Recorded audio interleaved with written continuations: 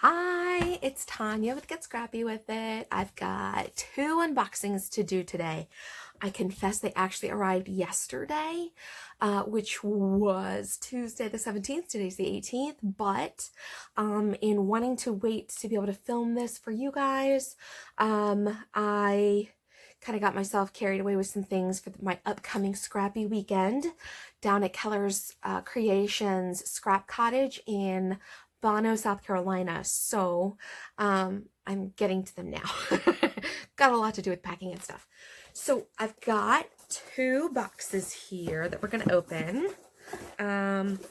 So this one, I'm not even sure what's in it.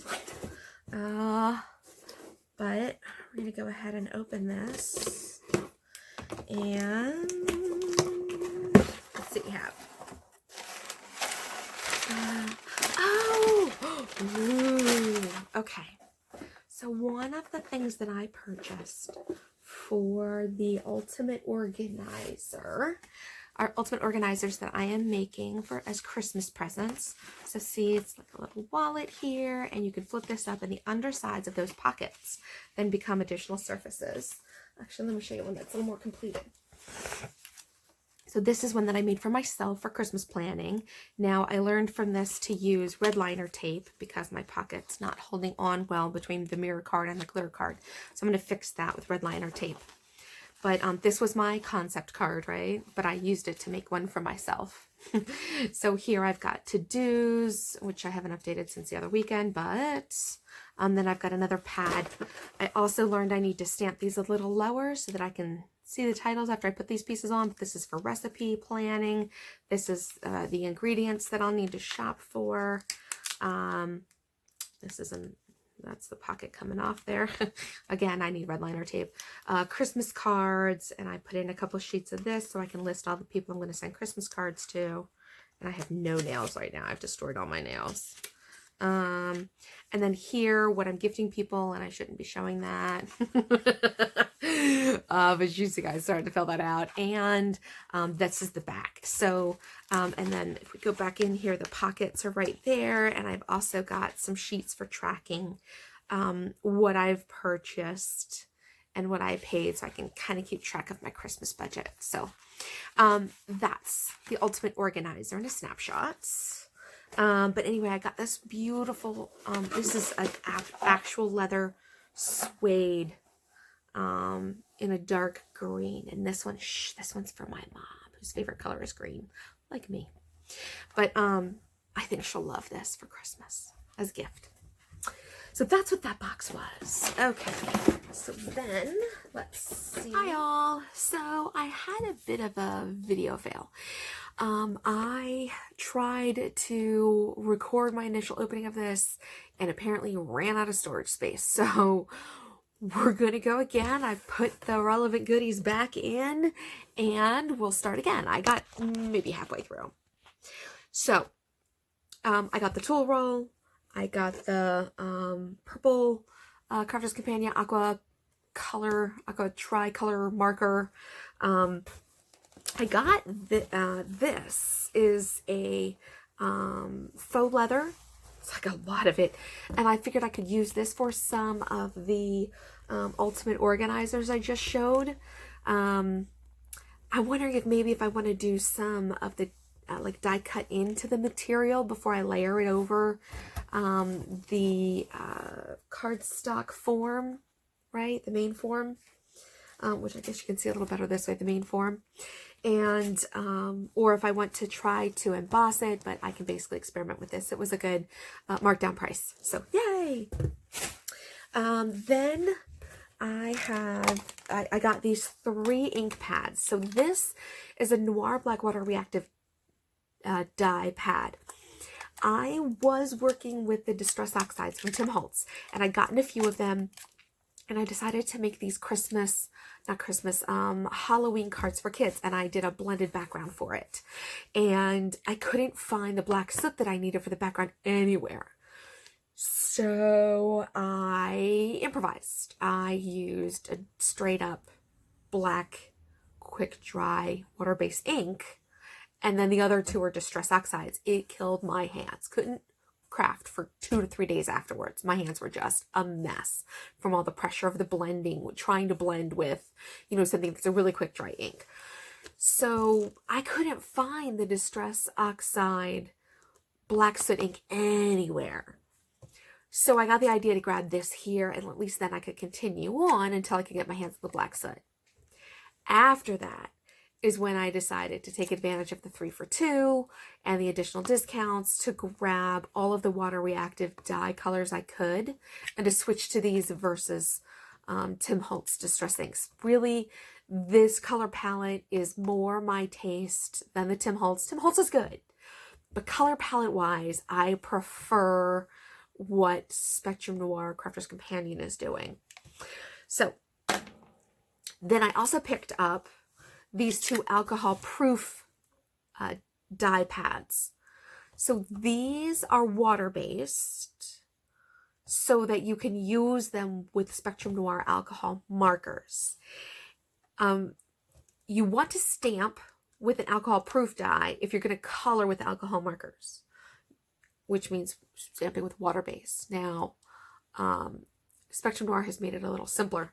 They give you waterproof dye pads, so you know what you can stamp with alcohol-based markers and have no smearing and not lose your outline of your image. They do them in about 4 colors. There's, I think, 2 different browns, or it's 2 different grays, a black, and then the opposite of brown or gray, right? So this is the rustic brown. This is the pebble. I already have a black. I wasn't concerned about getting an alcohol-proof black. I'm good for that, but I like the fact that they did a couple neutral tones for that type of stamping. There's that tricolor freebie marker I was telling you about. If you are wanting to watercolor, you need to use a waterproof base ink pad, right? One that would be waterproof, and Spectrum Noir again makes it really evident. It'll say waterproof, right? And I'll show it with a paintbrush, you know, doing water coloring. These are water reactive, which is a 3rd category of ink. These water reactive ones will blend really nicely. They have a slower drying time than your quick dry alcohol proof type ink.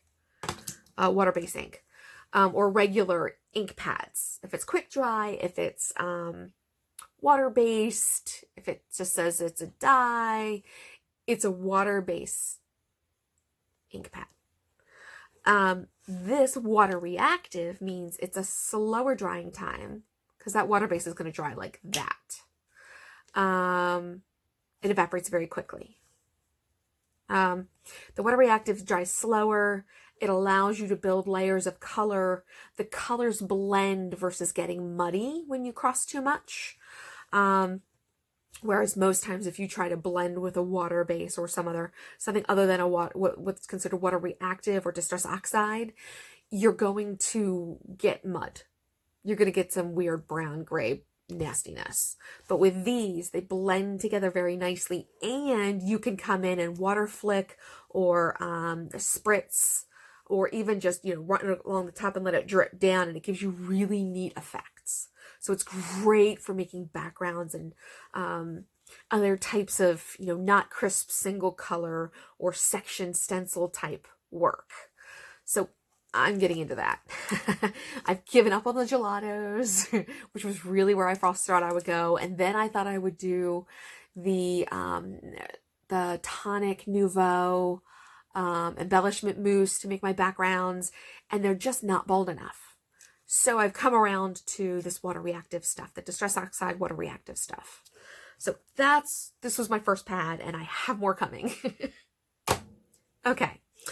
I picked up, they had a little set of these foam pads for flower making in more of the, I'm trying to pull it out here. It doesn't want to come out. Hold on. Anyway, I picked up some of, they had a collection. Oh my God, this does not want to come out. Good Lord. Let's be smart. Okay, there we go. Foam paper. for flower forming. So they had the 2 greens with the white. So you can color your own flowers. You can do all your foliage. I needed more foliage colors. So I picked up these with the stamens, and I got white. And the reason why I got white versus any other color tones is because you can color the white with alcohol. You can dip them, what I'm more interested in, dip them in the sparkle inks to color them. Sparkly centered stamens without paying a ton of money. There are some brands that sell them pre-done with all the sparkle colors, but they get pricey, honestly. So I went for the plain white that I can customize to my project. Yes, it's an additional step. However, I have the sparkle inks, and I thought that this was a smarter way for me to go. All right.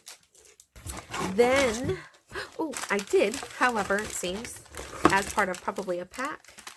Yeah, so this is probably a mixed pack. There are some metallics, there's some plain, and then I have the white. They were on a good discount during birthday week. Let's get this out of the way. Now, I picked up some foil stamps because at this point, I knew or I had gotten the foil die. I will admit that at one point I thought, yeah, this is when I got the foil die, the foil press, actually. I do admit that I initially thought that you could, let me shift this over a little, you could actually die cut with the foil press dies. I learned in a more recent Crafter's Companion demo that these are impress. These are not cut, unless they say foil press and cut dies. But these are impressed images. They don't have a raised die cut unless it's going to do some perforation right in there. But the main body of this is all foil detail. It's not enough, foil or emboss, it's not enough to cut. This, well, obviously, yeah, the outside edge looks like it's going to, well, not obviously, it doesn't look like it's going to cut, but I'm wondering if some of those more pronounced dots might cut. We'll see, but I'm kind of doubting it, to be honest. This one's a really pretty snowflake one. You know me by now. I love my snowflakes. This is a gorgeous tree line one for my upcoming cruise to Alaska. This is going to be amazing. I mean, truly amazing borders and accents on pages, because half the trip is a land tour and we're going to see lots of trees. I got the stars because stars are just great. They're great basic. I liked the arrangement. I can use this with Christmas or fancy party, holiday type stuff. I can use this for congratulations. I can use this just in general. A good basic. This one is the freebie, I do believe, that came for this day. And it's the loving sentiments. So it says, with love, best wishes. Oh, I'm not going to be able to read that. Thank you, thinking of you. Happy birthday. Oh, I'm doing better than I thought. And with sympathy. I know it's really hard for you guys to see that, but they're backwards and they're shadowed. So yeah, that's just not going to come up on the camera, I don't think. But you can kind of see them in here. The little window here to see inside of the dies. And again, these don't look like they're cutting. They don't look like they're distinct enough to cut. They could possibly emboss. They will foil. Okay. Now, another thing you may not have learned. I'm also a sucker for a great damask or lace pattern. I'm not a lace wearing kind of girl, but I love it. Love it, love it, love it in my crafting. So I thought this was just a stunning royal damask that I will absolutely love working with. And this one's just, it's almost damask-like, but it's all these chandeliers. And oh my God, the opulence of it. I don't have any specific projects. I just love this. So I had to pick it up. I will absolutely play with this. Hands down. Hands down. So that's the 2 boxes I got today. I'm excited because now I see that my stuff that I bought the same time time frame as the foil press is in. I just gotta wait for the foil press, which also means my Gemini Daddy is coming, and that extension plate so that I can use the foil press with the Daddy. I didn't even realize until this past week that you couldn't use the usual foil press with the Gemini Daddy because the platform wasn't big enough to hit the Daddy sensor. So perfection that I got the extension platform with the foil press with the Daddy, because I needed to get that combo. I need the extension plate so that the foil press will go through my Gemini Daddy. Now, apparently for the original Gemini, they did sell an extension platform just to get it to go through the Daddy.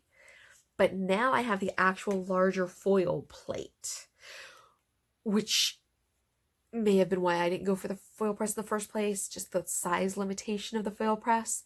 I have the mink I picked up from somebody on Craigslist like 2 years ago when shortly after I did the class on the mink and other